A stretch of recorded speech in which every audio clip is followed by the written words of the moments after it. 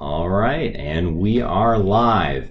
Thank you everyone for joining us tonight. My name is Justin Hammond. Joining me tonight, we have another member of our recruitment staff, Kristen, and a student in CSR, Jill.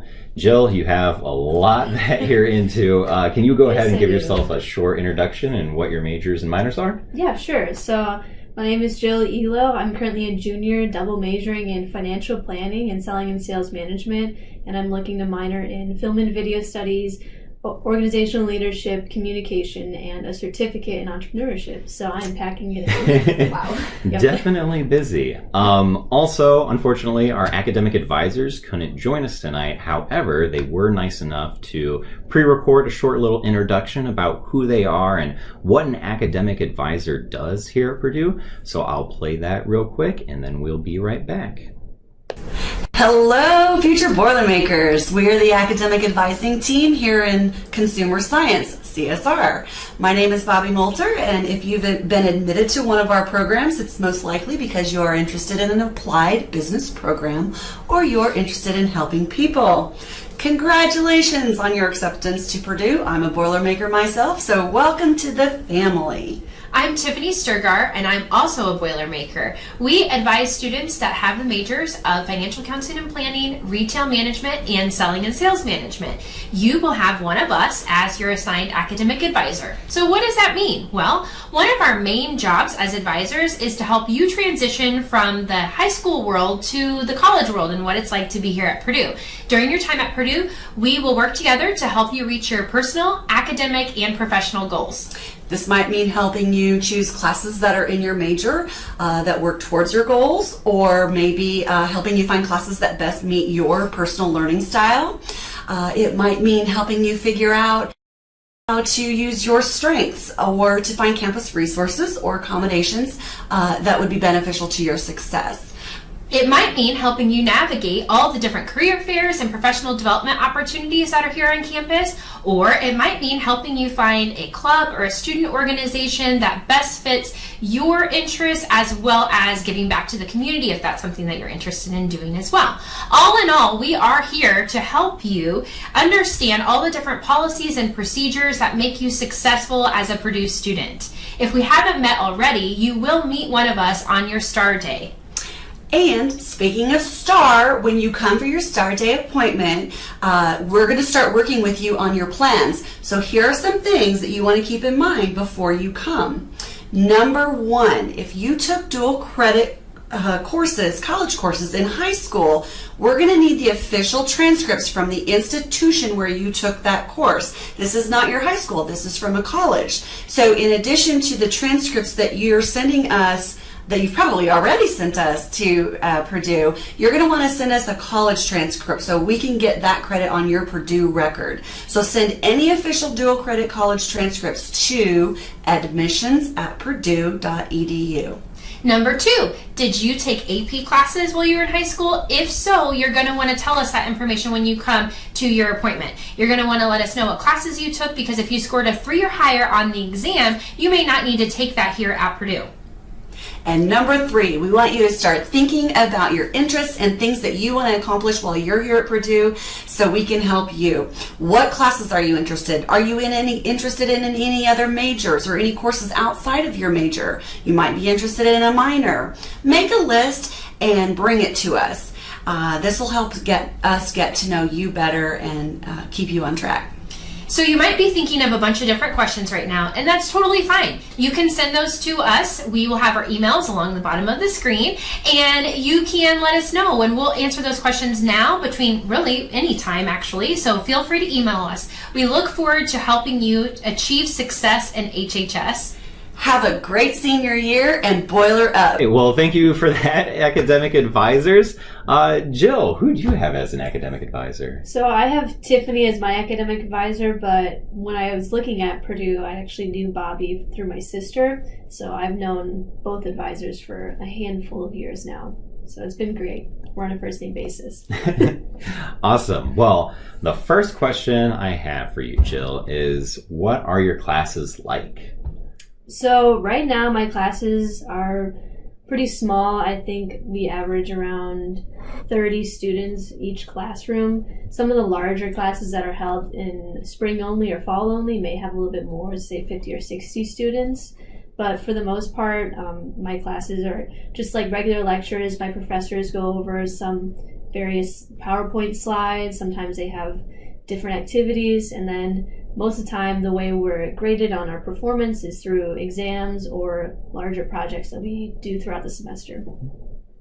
And I've heard this term recitation thrown around. What is a recitation? Basically, it's a smaller form of your lecture class, but it's taught usually by a TA or a teacher's assistant. And they kind of go over what you learned through lecture in a smaller group setting. So in my recitations, I have about 10 or 15 students with me, and we just talk with a TA, and we get to ask a little bit more personal questions and then kind of do some more group activities to apply different concepts that we learned in lecture. So more hands-on. Yes, pretty much. Cool. very much more hands-on. Cool. What about your professors? A question that I get a lot is, we're coming to a big institution. Are professors accessible? Do you talk to them? How does that work? I think the great thing about Purdue, and especially the Department of Consumer Science, is that it really breaks down the size of Purdue. For example, I know there's like 40,000 students that come to Purdue, but in the department, I think there are about 100 or so students, and so it really makes a smaller community. And so I know a lot of my fellow students, and as well as my professors, I've had a couple of them once or twice each semester, and so we start to get a little bit more communication that way. And I can email my professors whenever I need to ask them questions, or I can stop by their office, and they're always accessible to me. For example, one time I had a question regarding a sales class or just a negotiation I had to do, and I was able to walk into my professor's office and just kind of stop by for a minute and ask my question and see what she had to say about it. So. All right, and those are called office hours. Kristen, do you want to tell us just kind of in general, what are office hours here at Purdue? Sure. So faculty members at Purdue have hours every week that they set aside. Their office doors open and they're available for students to just come in and talk to them about whatever might be troubling them in class. So whether that's studying for an exam that's coming up or having the faculty member look over maybe a paper that they're working on, questions about research, like resources, things like that. Or if the student just feels a little bit lost in class, they can stop in for a chat. And usually those are really effective because this is the person who's teaching your course. They are grading you on the course. And so the information they're giving you is usually pretty useful. I think that's one of the best ways to get ahead in your classes or in school is professors take note of who comes in and who asks them questions and who's being proactive about their grades and their courses. So if you end up going to, office hours or asking a lot of questions in class or outside of it, professors take note of that.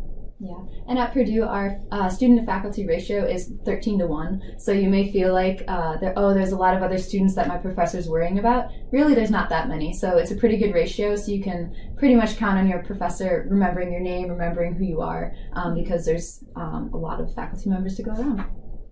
All right. Next question we have, what internship opportunities are there? Have you been a part of any internships? What do those look like?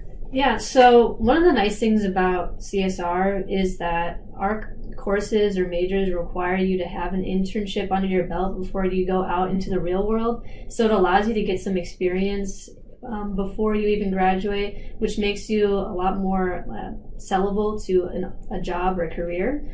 And so one of my first internships was with Sherwin-Williams. I did that last summer, and what that required me to do was kind of do some day-to-day sales operations within a store actually in West Lafayette.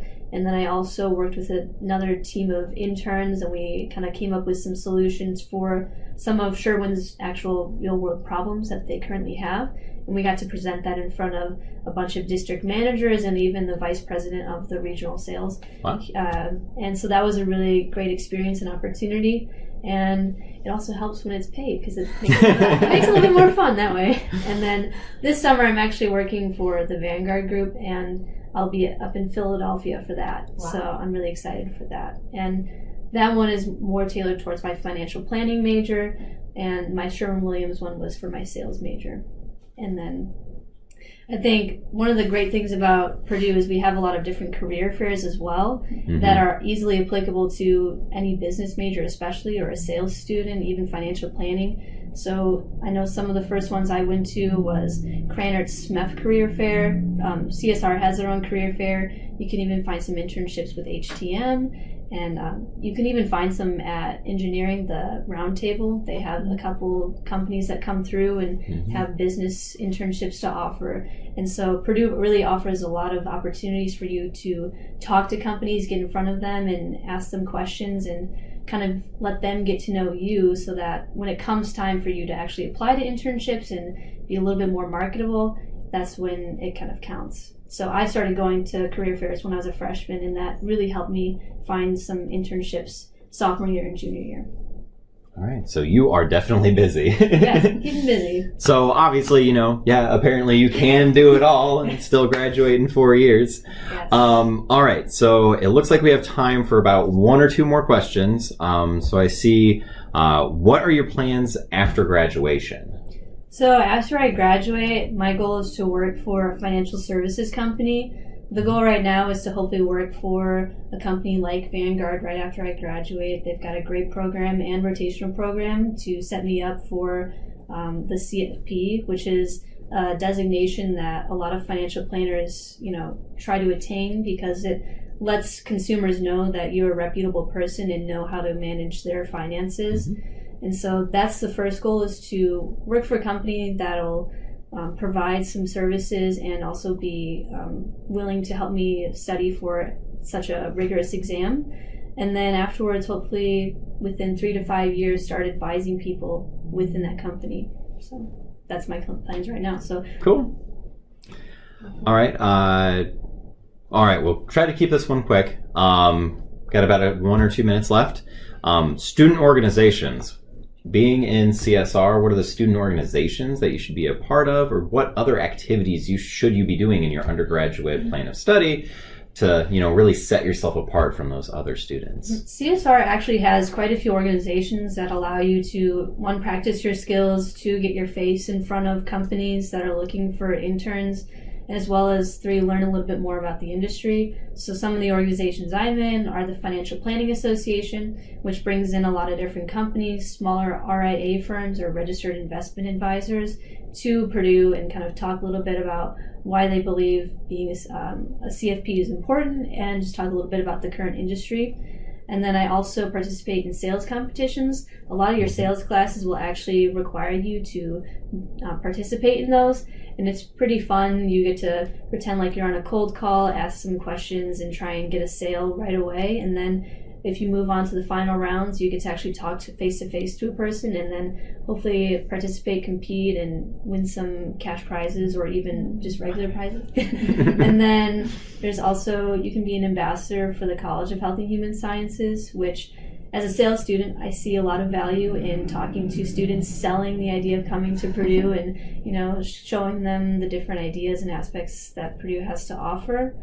And then what else do we have? We have the Center of Professional Sales, which is a group of students that can actually compete across the country to do sales competitions, things like that. I actually have a few friends that are competing within that group, and they practice every week or so, and they've gone to Florida and Toledo and I think New York as well. So they go all over the place. Awesome. We actually have over 1,000 student organizations at Purdue. So for any of you other majors, there's lots out there for students. We typically recommend that students join around 3 student organizations, something where you can get leadership experience. So student ambassadors, we work with them. So, highly recommend that you become a student ambassador. We could always use more. Something else that's, connected to your future profession or your major, and then something that's just, fun to do. Kristen, can you think of any fun student organizations to join? Well, the Pet a Puppy Club is always a popular one. If you like to favorite. pet puppies, Pet a Puppy Club could be for you. There's also Pizza Appreciation Club. Personally, that'd be what I would join. You taste different pizzas, give your ratings, share with the group what types of pizza that you like to eat. So there's lots of options in terms of a just fun, stress reliever kind of student organization. Yep. With over 1,000, there's really something out there for anybody. But it looks like we are running short on time here. So thank you very much for coming out tonight and answering the questions. I'm going to stick around for a few more minutes and answer any remaining questions you guys might have in the chat. But thank you all for joining us tonight, and I hope you have a great rest of your night. Boiler up! Boiler up!